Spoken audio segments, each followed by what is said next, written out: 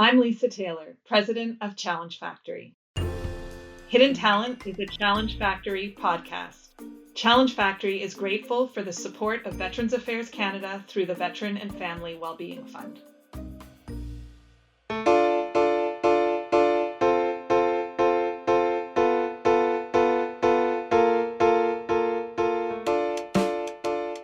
Challenge Factory believes you should meet the changing world of work head on and take control of your future. Is your business prepared for the future of work? Well, this podcast series, along with the Challenge Factory Masterclass in Hiring and our Canadian Guide to Hiring Veterans, will help you do just that. Enjoy the show.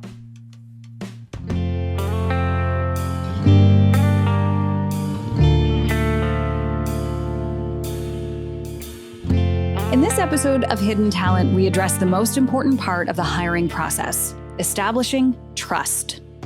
Trust is absolutely the connective tissue between problem solving and leadership. I'm Erin Trafford. So you've made the hire, you've onboarded a new employee. Now it's a matter of trusting the job will get done. There's just not the room for lack of trust in a small business. Because for small business owners like Janine Harris, hiring for their organizations is about finding the right fit. It's also a personal matter. Small businesses are, by nature, small, meaning personality matters, values and integrity matter. Sarah Dunkley tells us bringing a person onto a team is the ultimate display of trust. It is determined over time. It's you have the candidate in the role and, it's like trust is built.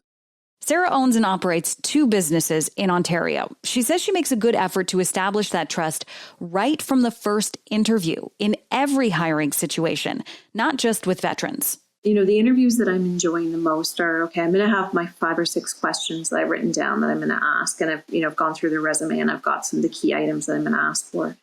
But when the interview becomes a conversation and that, really enjoyable, learning about what they did and asking questions more, digging deep into the answers they've given and having that exchange, that's when it's exciting, right?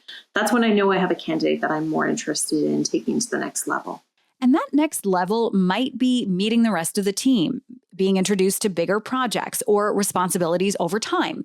Lisa Taylor says Sarah is describing a pattern that is common among small business owners of learning to trust the person, then integrating them into the team, and then after a period of time, that person becomes part of the culture of the overall organization. How we bring people on board into organizations, how we treat them, what we ask them for, what we focus on tends to follow Sarah's pattern, right? Who you are and what job do you have, and then maybe you meet the team, and then over the course of a couple of quarters, you really get infused into the culture of the company and what the mission is and what the broader perspective of the organization is.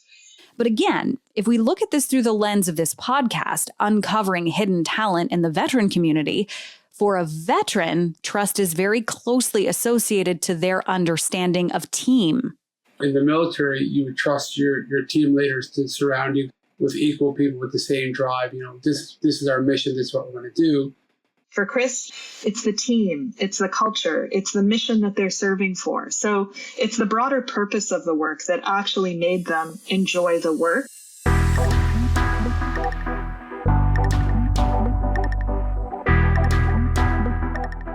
The hierarchy of priorities for a veteran is likely mission first, then team, then self. And this is why Lisa explains understanding not just their role on the team, but the value of their contribution to the team is essential for a veteran to feel success in their job. A great example of that is when people often suggest that as people leave the military, they should take up security type jobs. But being a security officer at a mall or at an apartment building or in a condo building or office tower is not the same thing as security the way that they understood it in the military. So yes, they can do it, but is it going to have that same team feel, that same connection to mission, that same purpose? It's not. And so they end up getting into a job that ends up not being what they thought it was going to be, and they become disillusioned with civilian life. Or disillusioned with their teammates. You surely find out that he's putting in 10%, he's putting in 40%, he's putting in 80%. Or, as Chris explains, losing trust in their employer as a leader. You expect that the team that they're putting you on, there's going to be a certain level of trust that everything's going to get done. And then you really very quickly realize that people don't have the same work ethic as you. They just don't have the same mindset as you. So the trust is a little bit lost. You just have to try and figure out how to get it back and just do your own thing and stay in your lane type of thing. From the small business perspective, leadership is a key ingredient to having a team that meets the mark and hits all the objectives. Sarah says she often preps her new employees by clearly explaining that they might be required to do certain tasks or duties that weren't on their initial job description. When we've been very transparent and that's been adequately communicated and really understood and talked through, then I think the candidates coming in knowing that they're going to wear multiple hats, it's worked. I think in the case where we just haven't fully connected on how much, mixed hats the candidate might be wearing, that's when we've seen that it's had issues. She says part of being a team player in a small business is committing to doing what's needed when it's needed. And I would give the example in Santa's Village, when we're interviewing people, we're saying, you know what, your role is accounting, but you might be in the kitchen if we're short people in our restaurants. Now, for Janine Harris, trust and leadership are important, but for a slightly different reason. I do think that leadership plays a big role in anybody working in a small business, just because things change quickly and there's no divisional manager to check in with. So you are leading yourself. At the end of the day, you're leading yourself. Things change quickly. Kind of another way of saying you've got to be ready to make fast decisions. And fair to say, this notion of acting fast is well understood and lived by business owners and veterans alike. Military members often say, no plan survives first contact with the enemy. And as on the nose as that might sound, what it means is that vets often excel at adapting to swiftly changing dynamics. Now, when Janine hires, it's usually a creative videographer or photographer to help her with a client contract. This means that contract hire is a reflection of her company, but has to be able to make independent decisions. A huge act of trust on Janine's part. It's not an option. I have to trust that the people that are working on a project can deliver, can recognize problems, because that's a big part. Coming up with a potential solution, if they need to vet it, fine, I'm great with that.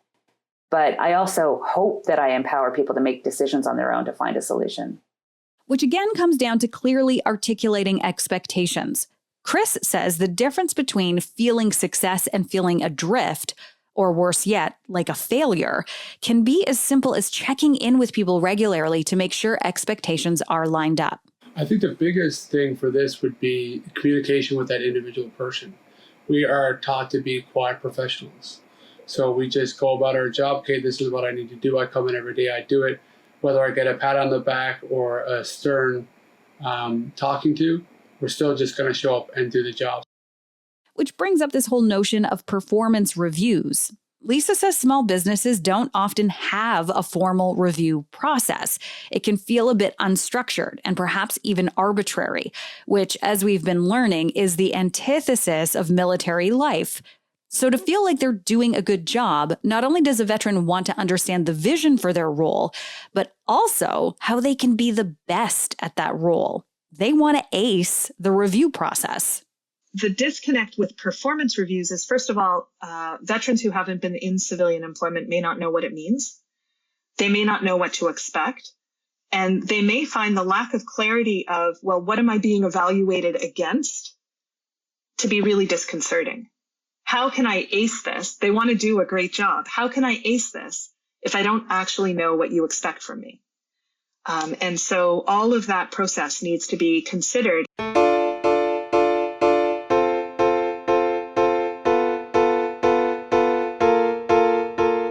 Sarah characterizes the lessons from this episode quite well. I think the adjustment and the hopefully the ability of the candidate, the veteran, to say, wow, you know what, I am integral or very important to this organization achieving their mission.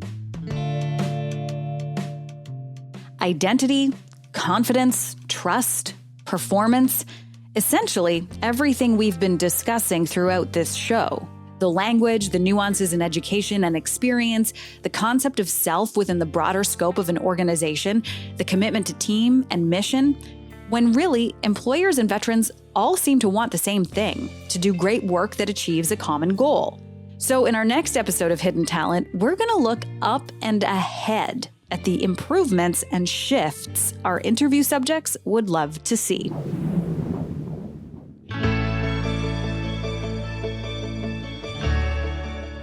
Now that you've listened to our show and have a sense of the depth of the challenges and the potential solutions for hidden talent, we invite you to enroll in the masterclass for employer-tested ways to tap into the hidden talent pool of Canada's veterans.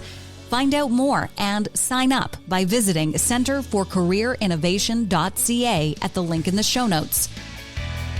Reach out to the team at Challenge Factory with your thoughts, ideas, and feedback, especially if you're a small business or military veteran. This podcast is produced by Story Studio Network.